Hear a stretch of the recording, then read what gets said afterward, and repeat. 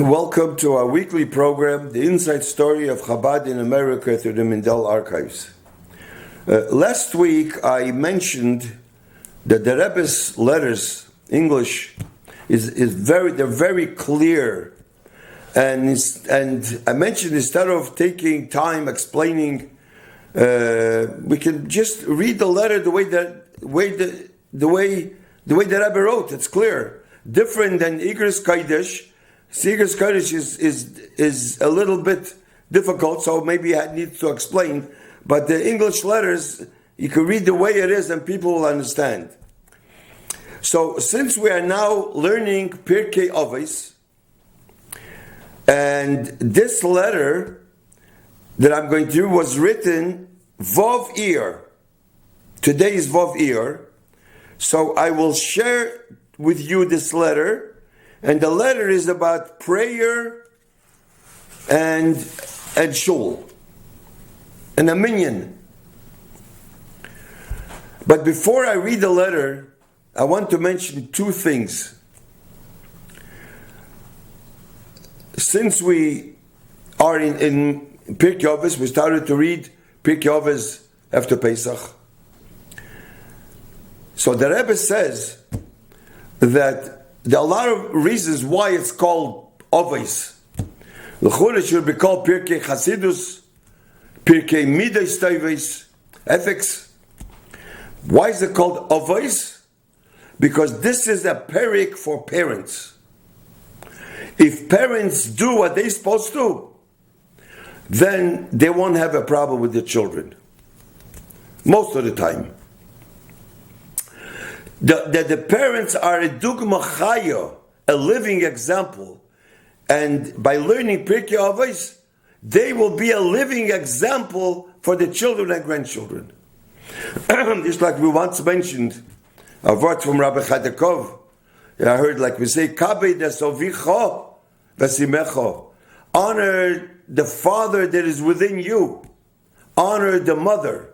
If you honor father, then leman yarichun yamecha, then the children won't have a problem. They see that a father or a mother, 24 hours a day, you're a father, 24 hours a day, you're a mother. So when you honor father or mother, the children see it. This is the idea of Pirkei Avos. It's a perik for parents. That's one thing.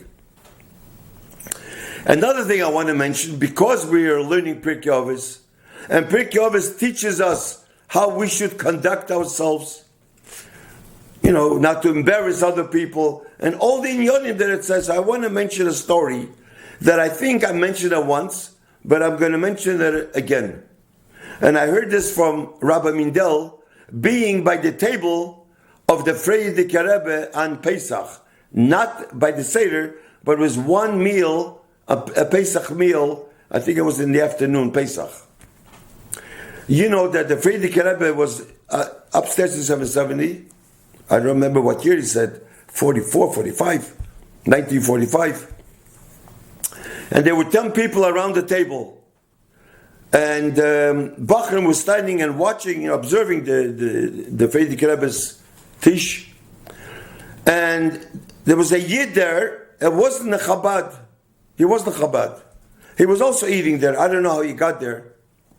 So they served borscht. Borscht means beets, soup, beets, red. So they gave this person also a plate. So he took a piece of matzah and he dipped it into the borscht. We have a minhag Chabad, especially. It's not a halacha, but it's a hidur, it's a minhag that we are very careful in not dipping it into liquid, into gebrots. But he doesn't know, and halacha you're allowed to, so he dipped it in matzah. It became a whole commotion. The Bachrim got wild. And they almost, they told him off, whatever. Maybe they embarrassed him. I don't know. But this person didn't know. So the previous Rabbi, the Rabbi Rayatz, turns around to someone and says, what's the commotion? So they told him the commotion, but why? Why did this person put a matzah in the borscht, shruya? So the Vedic Rebbe said, to the people that were standing. It's better to make the matzah red than the face red. We think that we're Chassidim. Now I'm explaining that. I think that's what it means. That we are Chassidim, that we don't eat shurya, we're not allowed to eat shurya. Fine. But what happens in the meantime? You embarrass somebody. You made his face red. And that's min ha-Torah, that's surely osur. So it's better to make the matzah red. So this is also a limud we can learn out from this. And it has to do with Pirkei Avos, how a person should conduct themselves. So now I'm going to read a letter that somebody asked the Rebbe, that he goes to shul, people speak in shul, he's telling them not to speak in shul, so how should he go about it? Should he tell them off? Shouldn't he tell them off? What should he do? So I'm going to read to you this letter from inside that the Rebbe wrote, word for word. The Rebbe signed this letter. This is to acknowledge receipt of your letter of, this was May 10th, in which you write about the unbecoming conduct of some congregants in shul during prayer and ask for some suggestions to deal with the problem. So the Rebbe writes like this: I trust that there is no need to emphasize to you at length that as has always been the case, and especially nowadays, it is much easier to influence people in a cordial and pleasant way. As it is written, the ways of the Torah are ways of pleasantness, and all its paths are peace.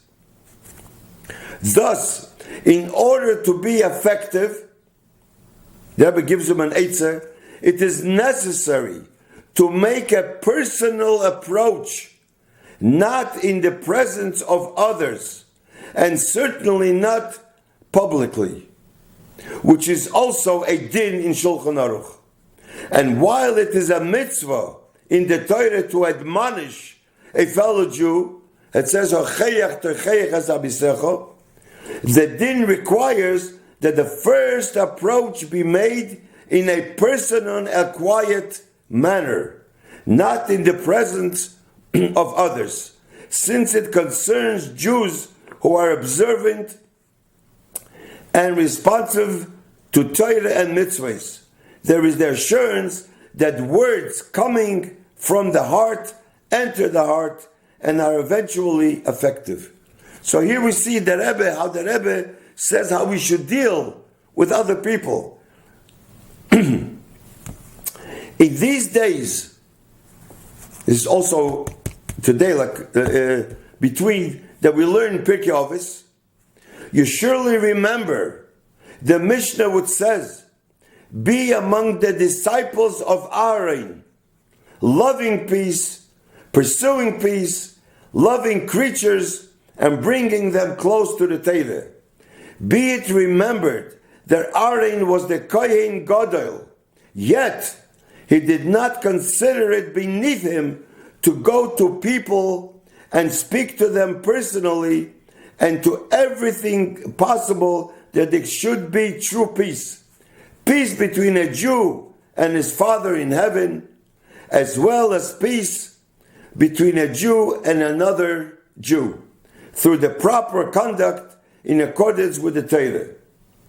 The present days are particularly auspicious for this, being days, now we have a preparation for the Kabbalah Satira, for Shavuos, which was true unity and peace, as it is written, and Israel, the whole Jewish people, encamped there, facing the mountain, meaning that they were all united like one person, imbued with the spirit of Mount Sinai, on which the Torah was about to be given. Now then, may God grant you, and then the Rebbe gives him a whole bracha.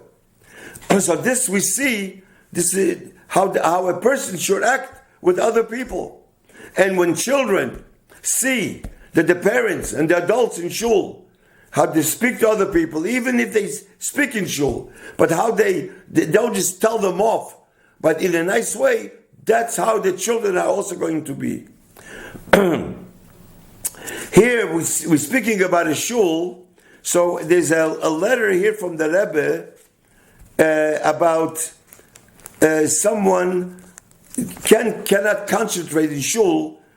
His mind goes other places, and he can't. So he's asking the Rebbe for an advice. How can he concentrate in shul when he davens? So I'm going to read one paragraph, very interesting. With regard to the problem of concentration in prayer, generally, a useful advice is to daven b'tzibur. A person should b'chlal daven with tzibur. He should not daven b'yechidus. And this is another problem, another letter, which I'm not going to use today. Now, many people, even they go to shul, but they don't daven with a minyan. They're there, and they're down with tzibur. Tzibur is very important. That's one thing.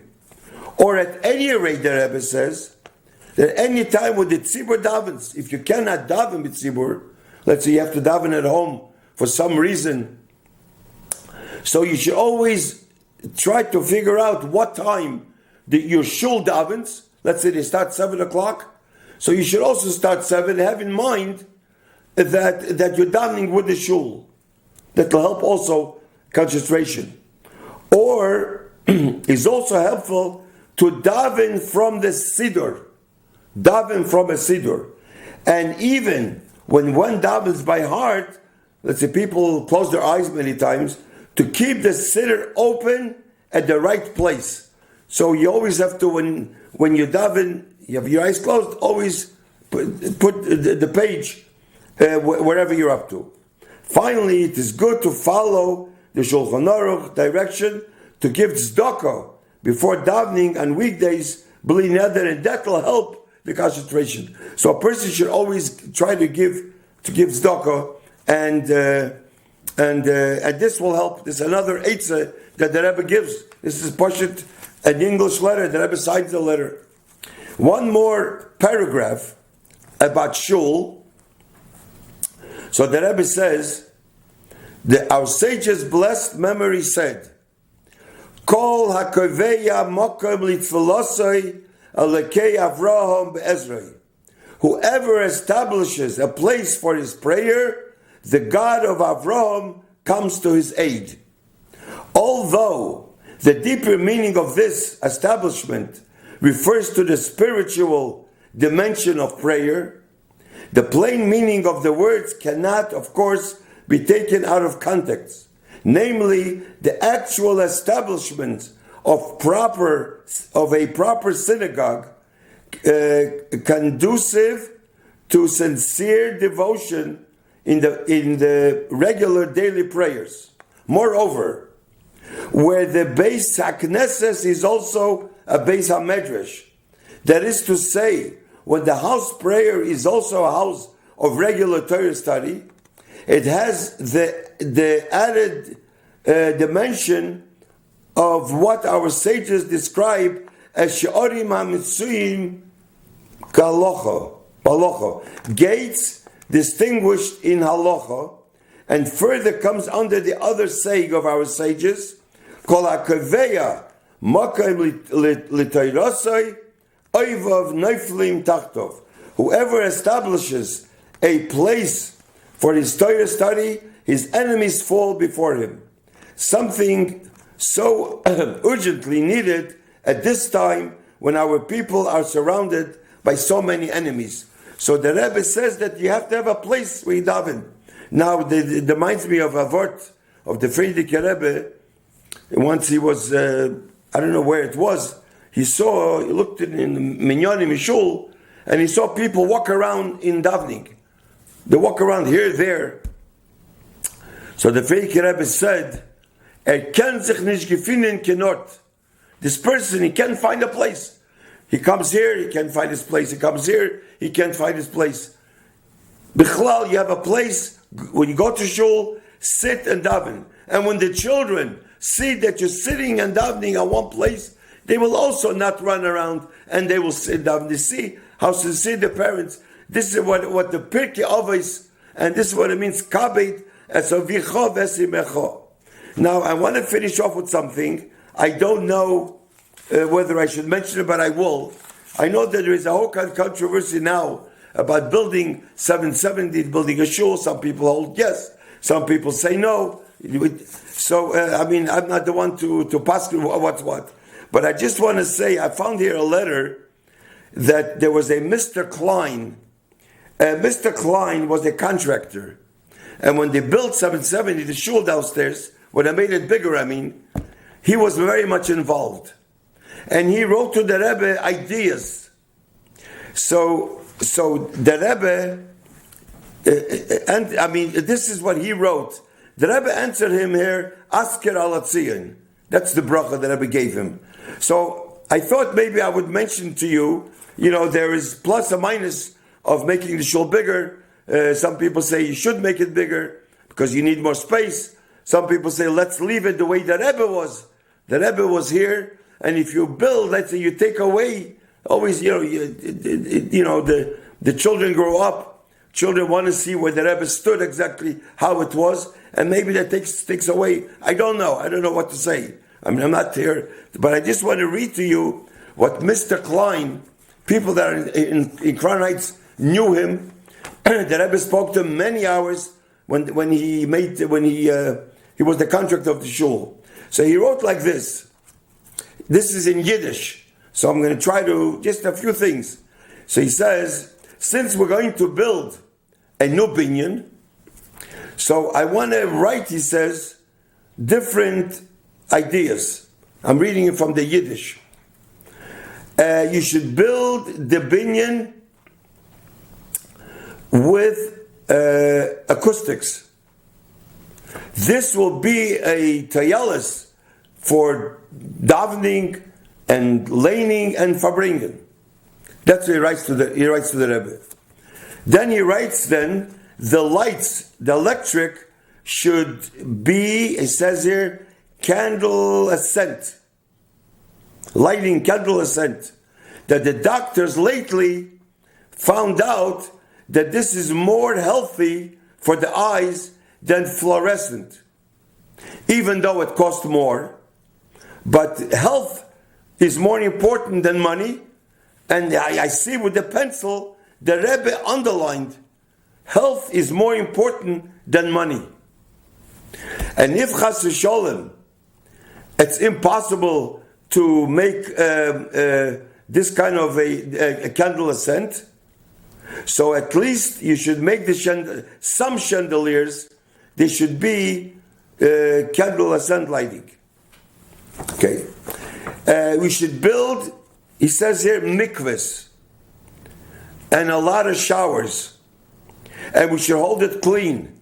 And when you have it clean, it's better to pay more money to have it clean than dirty, because many people do not go to the mikveh because the mikveh is not clean. That's what he wrote when they made the shul bigger then. You should build, he says, chadarim, rooms for different minyanim, that it should be a seder. That every minyan should start, let's say, in a half an hour or a quarter of an hour, that they should spoken to Gabayim, because it becomes afkeris. There's minyanim all around. People, there's a minyan next people say Kedusha here, and then it becomes a whole mix-up, and it becomes a big problem, he says. And they should make, and this should be spoken to Gabayim, that it should make a rule, and whoever has Yotzeit should know when to daven, or his turn or not his turn. This is what he writes to the Rebbe. And the place of davening should be on the side, and the learning should be on the other side. It shouldn't be together. It shouldn't become like a marketplace. Then he speaks about the air conditioner. He writes to the Rebbe. Then he writes the last thing. If it's possible, we should make windows. That the light should go the whole world. Like it says in Shulchan Aruch, that we should Mori Menechem Ureu Mi Bara Eile, to think the godless from the Eibishter and the Kavanas Hatfilo. And the Rebbe answers, Askir al Hatzion. So I thought I'm speaking about a shul, whatever you make of it, some people don't know this. This is when they made 770 bigger. Mitzvah Hashem, next week we'll continue our weekly program. Thank you.